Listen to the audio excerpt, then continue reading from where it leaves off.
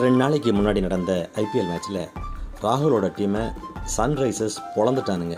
No லாஸ்லேயே ஜெயிச்சிட்டானுங்க. மட்டமான தோல்வி தான். ஆனாலும் அந்த முதலாளி பாருங்கள், இந்த ஆள் பேர் கோயங்காவான், அசிங்கமாக திட்டுறாரு ராகுலை. இது டிவியில் எல்லாரும் பார்க்குற மாதிரி தெரியுறாரு.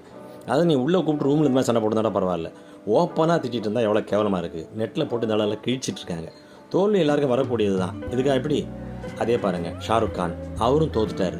ஆனால் அவங்க டீம் ஆட்களை போய் அணைக்கிறாரு. அதெல்லாம் பரவாயில்ல, தோல்விங்கிறது ஒரு வெற்றி தோல்வியும் சகஜம் அப்படின்னு சொல்லி அவங்களுக்கு ஒரு ஆறுதலாக இருக்காரு, ஆதரவு தராரு.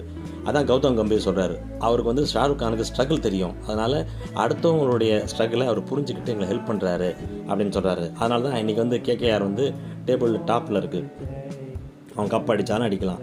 நேற்று கூட பார்த்தீங்கன்னா சிஎஸ்கே சரியான அடி வாங்கிச்சு. இருந்தாலும் தோனிங்க கண்டுகளை சிரிச்சிட்டே இருந்தாங்க. வெற்றி தோல்வி அப்படின்றது வாழ்க்கையில் சகஜம். அதுக்காக இவ்வளோ பெரிய கிரிக்கெட் பிளேயர் ராகுலை அந்த ஆள் கோயங்கா திட்டுறது அசிங்கம், அவமானம்.